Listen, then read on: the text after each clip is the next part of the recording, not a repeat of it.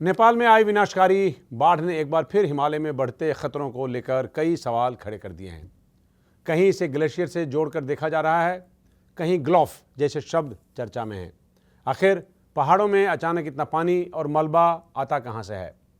क्या जलवायु परिवर्तन ऐसे हादसों का खतरा बढ़ा रहा है? इन्हीं सवालों को आसान ज़बान में आज हम ढूंढेंगे उसके आंसर वैज्ञानिक डॉक्टर अरविंद मित्रा साहब से। नमस्कार, मैं हूं पवन कुमार और आप देख रहे हैं डायलॉगस। मित्रा साहब, आपका स्वागत है। नमस्कार, थैंक यू। सर, सबसे पहले इसी घटना से शुरुआत करते हैं जो देखा गया, जो समझ में आ रहा है कि जैसे नेपाल में जो इतनी भयानक बाढ़ आई, उसे एक वैज्ञानिक की नज़र से आप कैसे देखते हैं? ए बी, आखिर ऐसा क्या हुआ कि अचानक इतना पानी और मलबा नीचे की तरफ आ गया नदियों में? वैज्ञानिक की तरफ से मैं यही देखता हूँ कि समझता हूँ, देखता हूँ कि हिमालय माउंटेन्स जो है, पहाड़ी जो है, ये अभी डायनामिक फेज में है। It is a growing Himalaya is the youngest mountain chain जो कंटिन्यूसली इवॉल्व हो रहा है। और इस एवोल्यूशन के कारण Himalaya as a mountain is very unstable. ये जो अनस्टेबिलिटी है, which is actually caused because of the geological condition there, because उनका जो क्रस्ट है जिस पे माउंटेन है वो इवॉल्व हो रहा है और माउंटेन अपलिफ्ट हो रही है। इसके कारण जो है लॉट ऑफ क्रैक्स, क्रिविसेस, थ्रस्ट जिसको हम लोग कहते हैं, फिशर्स, ये कॉन्स्टेंटली डेवलप करते हैं। और ये जो क्रैक्स, फिशर्स, थ्रस्ट हैं, स्लोप्स जो बनते हैं थ्रस्ट पे, they are all prone to seismicity या भूकंप से काफी प्रोन है। इसीलिए कोई भी स्लाइट डिस्टर्बेंस अगर या क्रस्ट में हो तो बड़े बड़े भूकंप आ जाते हैं। इसके कारण लैंडस्लाइड्स होती है। तो ये लार्जली हिमालय का जो नेचर है, बिकॉज ऑफ द इंस्टेबिलिटी जो है इसमें, ये जो है डिजास्टर्स क्रिएट करते हैं। तो ये कोई सरप्राइज नहीं है कि इस टाइप के डिजास्टर्स हिमालय में होते आए हैं, हो रहे हैं। और इसके एग्रीवेशन के कारण है या बढ़ गया है, इसके कारण यही है कि हम देखते हैं एक तो क्लाइमेट चेंज जो हो रही है, ग्लोबल वार्मिंग जो हो रही है, नंबर 1 कॉज है। नंबर 2 कॉज है जो हम देखते हैं कि अनकंट्रोल्ड, अनसाइंटिफिक डेवलपमेंट्स जो हो रहे हैं माउंटेन्स में, ये और उस स्लोप्स को जो है अनस्टेबल कर देते हैं। तो ये सब मिले जुले कारण हैं जैसे कि डिजास्टर्स हिमालय में होते रहते हैं। आखिर ऐसा क्या हुआ होगा मित्रा साहब कि अचानक इतना पानी और मलबा नीचे आ गया? इसके कई कारण हो सकते हैं। सबसे कॉमन जो एट्रीब्यूट कर रहे हैं लोग, ग्लोफ, अभी आपने जिक्र किया उसका, which is glacial lake outburst. But exactly इसका कारण बताना बहुत मुश्किल है, बिकॉज ये जो साइंटिफिक प्रोसेस है ये बहुत रिमोट एरिया में हुआ है ना। यहाँ कोई ऑब्जर्वेटरी है जो कि इसको रेगुलरली मॉनिटर करे लैंडस्केप को। तो इसको समझने के लिए हमें एक ही उपाय है, वो है सैटेलाइट इमेजरीज या सैटेलाइट फोटोग्राफ्स। वो भी सैटेलाइट इमेजरी जो है, सैटेलाइट जो है कि दिन में एक ही बार उस एरिया के ऊपर जाती है, तो बट डिफरेंट सैटेलाइट्स उसके ऊपर जाते हैं। तो सैटेलाइट्स की images over a period of time पीछे की ओर हमें देखना पड़ेगा, एटलीस्ट लास्ट 6 months और मोर देन 6 months और at least a year, to understand कि उसका जो लैंडस्केप है, वहाँ जो जियोलॉजी, द टोपोलॉजी है, वो कैसे कैसे चेंज हुआ है, क्या इवॉल्व हुआ। बट इस कारण जो ब्रॉड तरीके से 2-3 हो सकते हैं। एक तो बहुत ही जिक्र हो रही है ग्लेशियल लेक आउटबर्स्ट। तो ये ग्लेशियल लेक होता क्या है? अक्सर लोग ये कहते हैं ग्लेशियल जी भाई, ये सवाल मैं पूछने वाला था कि इसको आसान जबान में कैसे समझाएंगे? हाँ, तो क्या होता है, ग्लेशियर के कई पार्ट्स होते हैं। ग्लेशियर जैसे नीचे उतरता है पहाड़ी से, उसका आकार बहुत जीभ का ऐसा होता है, लाइक अ टंग जी। इसमें स्नाउट्स होते हैं और साइड्स होते हैं। और जैसे जैसे रिट्रीट होती है या ग्लेशियर पीछे हटती जाती है, because of climate change, because of less snow accumulation. तो वैसे वैसे ग्लेशियर के डेब्री या जो ग्लेशियर जो रॉक्स कैरी करते हैं, उनके साथ पत्थर जो कैरी करते हैं, वो पीछे छूटते जाते हैं और ग्लेशियर जो है वो पीछे आते जाता है। ग्लेशियर का जो माउथ है वो पीछे आते जाता है। तो उसके कारण क्या होता है कि ये जो डेब्री होते हैं ये नेचुरली एक बाउंड्री क्रिएट करते जाता है, और उस बाउंड्री के अंदर जो पानी प्रेसिपिटेट होता है या मेल्ट वाटर जाता है, ये ग्लेशियर लेक क्रिएट करते हैं। तो जनरली ये एंटायर हिंदू कुश रेंज में there are more than 3,000 glaciers, small and large. Many of them unmapped. Almost 80 to 90% of them are still not properly studied, except the focus generally is on large glaciers. तो जैसे ये glaciers retreat करते जाते हैं, उसके path में ये जो है लेक्स बनते जाती है।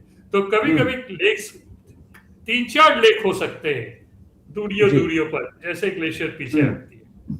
तो अचानक अगर ये लेक बर्स्ट करे तो automatically huge amount of water along with ice debris discharge होता है। एक ये कारण हो सकता है जो अभी तक बताया गया है। दूसरा है कि एक्चुअल ग्लेशियर की कोलैप्स हो गई। Now, the collapse of the glacier has happened because glacier में जो है काफी पोटेंशियल एनर्जी है। ये पोटेंशियल एनर्जी जब काइनेटिक एनर्जी में ट्रांसफर होता है तो क्या होता है, इसमें मूवमेंट होता है। पोटेंशियल एनर्जी जो है, बिकॉज ग्लेशियर जब स्टैटिक रहता है तो उसमें एनर्जी एक्यूमुलेट होता है because of the slope, the permafrost उसके नीचे जो होता है स्लोप के कारण ग्रेविटेशनल पुल होती है, तो ये बंधा हुआ रहता है। जबकि आइस कंडीशंस बहुत ज्यादा हो तो ये कंसोलिडेटेड रहता है। जैसे मेल्टिंग होती है ये लूज हो जाता है। इसके कारण क्या होता है, because of the huge size of the glacier, ये पोटेंशियल एनर्जी काइनेटिक एनर्जी में because of gravitation flow down करता है। और उस एरिया में जो ये हुआ है, जो लैंगटोंग एरिया है, इसमें एस्टिमेटेड है ऑलमोस्ट 7,000 फीट की शेयरिंग या उसकी रॉक की स्लाइडिंग ऊपर से ग्लेशियर, ऑलमोस्ट 7,000 फीट जो है ये ग्लेशियर स्लाइड डाउन किया है। तो उसमें जो फोर्स है, ये फोर्स जो है बहुत ही हाई फोर्स है, और रास्ते में जो कुछ आएगा आस पास उसको धोते हुए ले जाएगा ये। तो इसी कारण है सो ग्लेशियर स्लाइड हुआ है। This could be the potential. मेरे तो लगता है ग्लेशियर स्लाइड ही हुआ है कि इस मैसिव स्केल में it cannot simply be a lake. और इन द प्रोसेस क्या हुआ है, साथ में जितने लेक्स उसके सराउंड या माउथ पे रह चुके हैं, सबको ले ये चला है नीचे। जी सामान्य सर, सामान्य जो नॉर्मल फ्लैश फ्लड है मित्रा साहब, उससे ये कहीं ज़्यादा मजबूत, कहीं ज़्यादा विशाल, व्यापक और ज़्यादा नुकसानदायक, क्या मैं सही कह रहा हूँ? बिल्कुल। और फ्लैश फ्लड जो है ये जनरली क्या होता है, एक लेक कोई बर्स्ट किया या जो क्लाउड बर्स्ट करते हैं, एक बार पहाड़ पे जो है very short span of time में हेवी रेनफॉल जो होता है, उससे क्या होता है कि वाटर जो है लेक में जमा हो जाता है, लेक उसको सीमित नहीं कर पाता है, तो लेक टूटता है, नीचे उतरता है, तो ये फ्लैश फ्लड हुआ। But this is actually a glacial burst along with several lakes which may be there on the route, और उसको भी साथ ले आया है। तो इससे क्या कारण सर हाँ जी इसके कारण क्यों ग्लेशियर? जी सो इसके दो तीन व्यापक कारण हैं जो अभी तक पता नहीं चला है। आपने सुना होगा, इन्होंने कहा देयर वाज अ अर्थक्वेक या भूकंप हुई। कोई भी भूचल अगर होता है तो ऑब्वियसली जो उसका रॉक का बेस है वो हिल जाता है बिकॉज ऑफ द मूवमेंट, और ऊपर की सारा जो लोड नीचे को उतर आता है। तो एक कारण तो भूकंप हो सकता है। अब भूकंप से हुआ या किसके कारण भूकंप हुआ, ये अभी तक क्लैरिफाई नहीं हो पाया है। अमेरिकन जियोलॉजिकल सर्वे कहता है मित्रा साहब कि अमेरिकन जियोलॉजिकल सर्वे जो रिपोर्टों में देखा गया कहता है कि पहले ग्लेशियर क्लॉज बस्ट हुआ और उसकी वजह से वो काउज किया भूकंप को। दूसरा कारण जिसके लिए ये हो सकता है वो है आपका मैसिव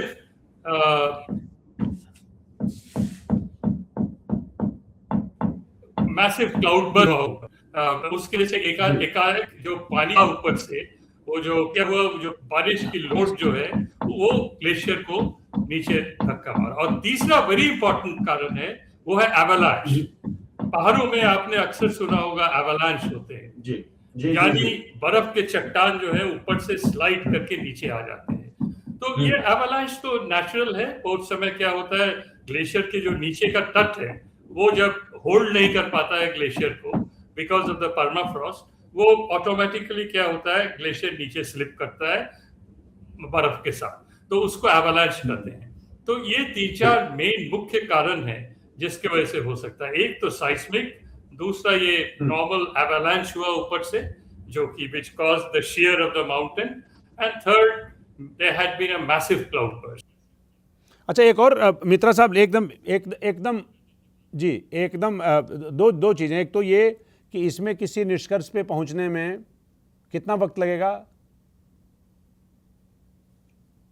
या कितना लग सकता है? इसको पहुंचने में कम से कम at least a month. Okay, even sir एक और यूएसजीएस कहता है it will take a month because पूरा सैटेलाइट का वो स्टडी करना पड़ेगा। जी, एक और बात कही जा रही सर कि दोनों जी ग्राउंड में एक्चुअली क्या हुआ, हाँ बताए क्या कह रहे? जी जी, पूरा करिए तो ये ग्राउंड ट्रूथिंग प्लस सैटेलाइट, हाँ वही मैं कह रहा हूँ, उसको ग्राउंड ट्रूथिंग भी करना पड़ेगा, यानी ग्राउंड में क्या हुआ वो स्टडी करना पड़ेगा प्लस सैटेलाइट। तो ये दोनों को मिक्स करके तभी प्रॉपर अंडरस्टैंडिंग हो सकता है। वैसे सैटेलाइट्स काफी दूर तक इसका, मैंने काफी हद तक इसकी रीजन बता सकता है कि एक्चुअली ये क्लाउड बर्स्ट हुआ या it was a glacial belt which field out या ग्लेशियल ड्रॉप हुआ। हाँ, एक बात जो बार बार सर सामने आ रही है, मोर और लेस आपने उस पर क्लैरिटी दे दी, अब उसका जिक्र आपने किया।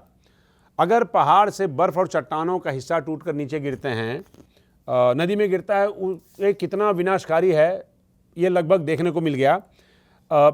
फ्लड कैसे पैदा कर सकता है? दूसरा, इसका पूरा चेन रिएक्शन क्या होता है सर, एक साइंटिस्ट की नज़र से?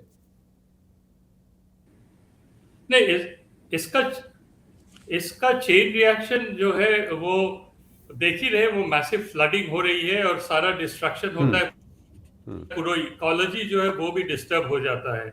यानी पहाड़ में जो बहती जो इतनी बड़ा धारा ऊपर से नीचे उतर रहा है with such a huge force, इससे क्या होता है, जितने पेड़ पौधे जितने हैं वो सारे डिस्ट्रॉय हो जाते हैं रास्ते में। तो इकोलॉजिकली वो एरिया और अनस्टेबल हो जाता है।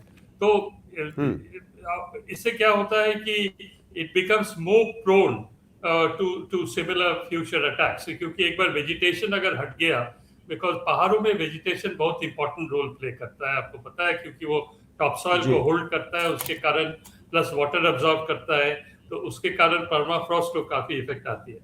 तो इसका एक कारण, तो इसका जो एक लॉन्ग टर्म इफेक्ट जो है फ्लडिंग तो डेफिनेटली नीचे होगा, बट इसके वजह से जो है हमें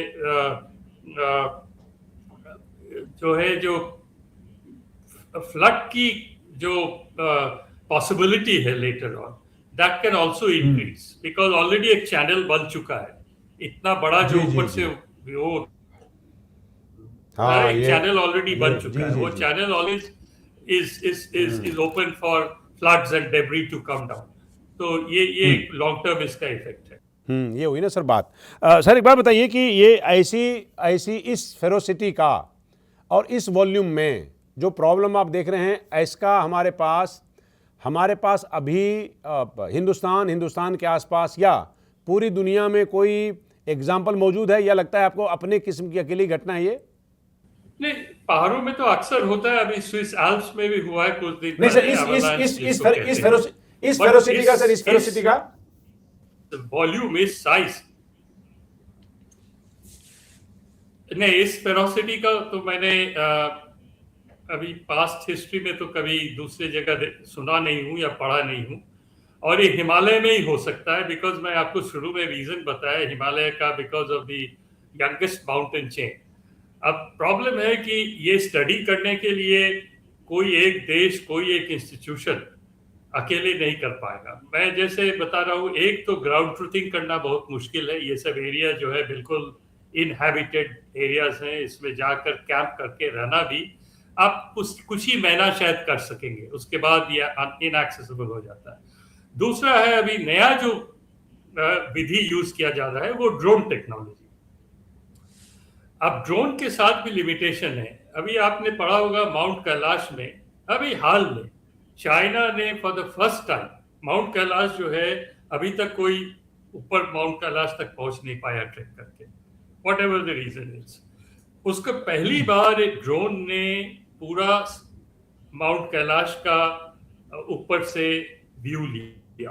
अब ड्रोन की लिमिटेशंस क्या हैं? ड्रोन की लिमिटेशंस, बैटरी डिस्चार्ज हो जाती है इतनी लो टेम्परेचर में, एक तो नंबर वन। नंबर टू, ब्लिजर्ड्स बहुत हाई हैं। हाँ, एक चीज मैं आपको बताने भूल गया, विंड वेलोसिटी भी इसमें बहुत इंपॉर्टेंट रोल प्ले करता है।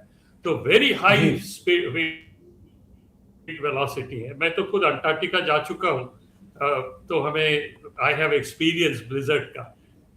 तो एक लाइन में मैं कह सकता हूँ, you can experience both heaven and hell in 5 minutes. ये हालत है।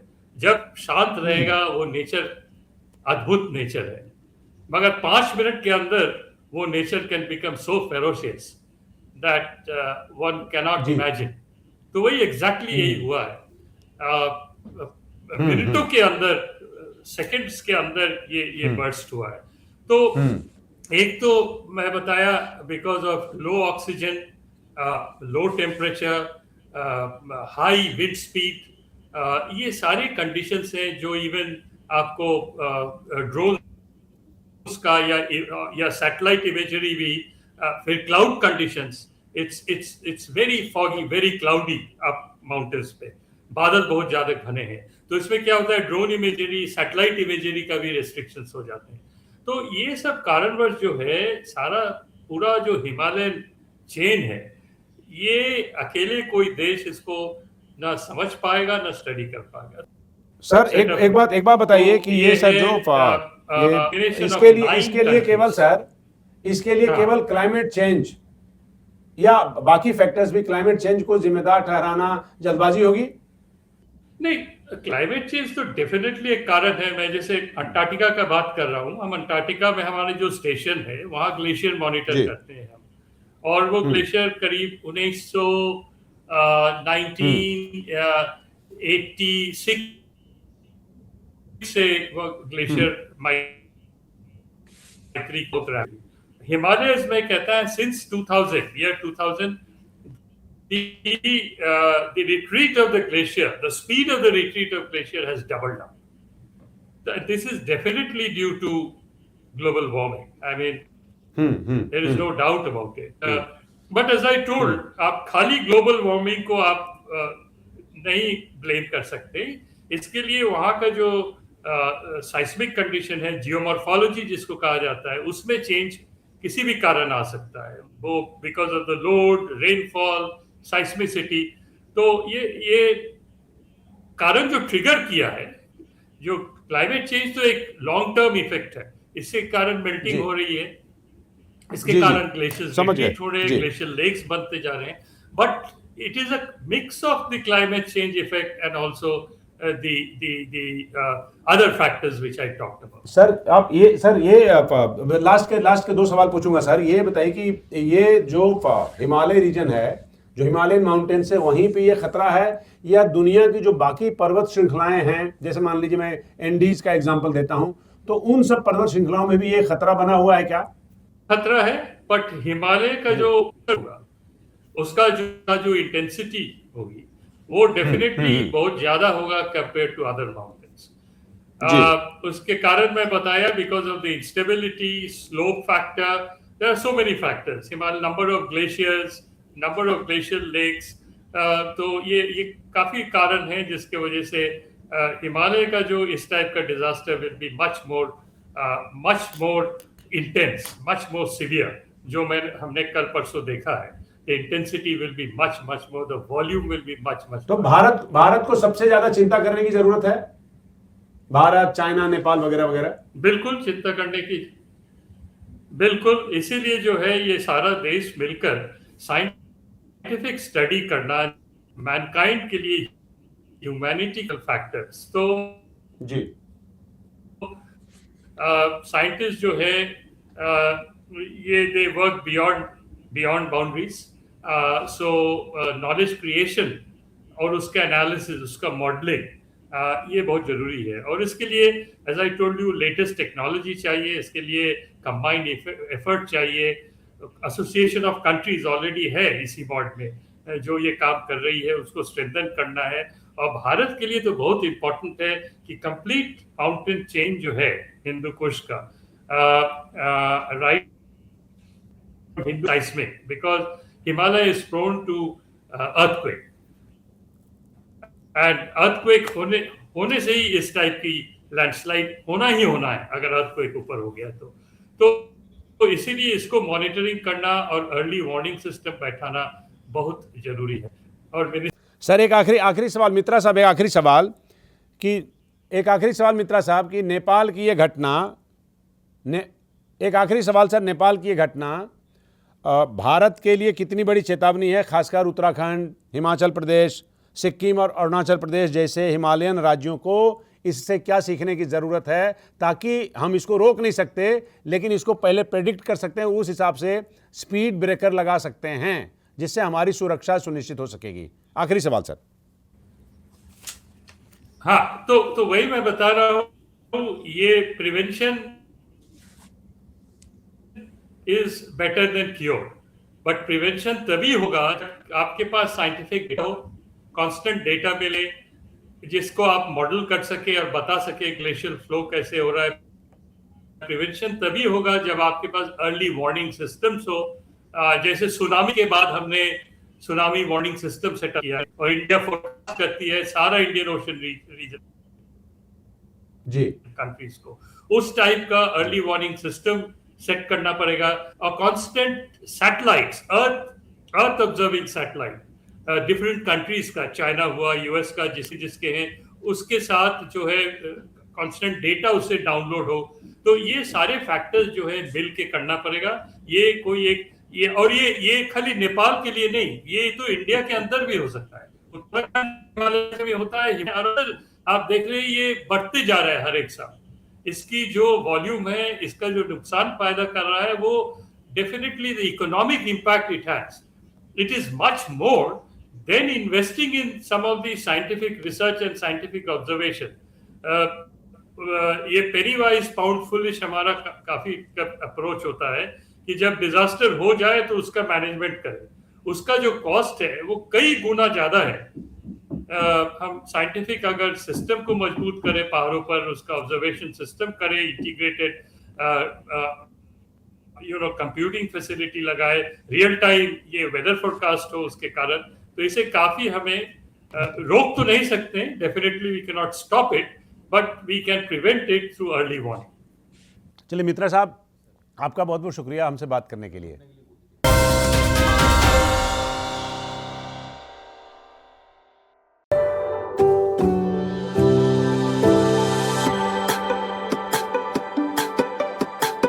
Every book has a journey, and every author has an untold story.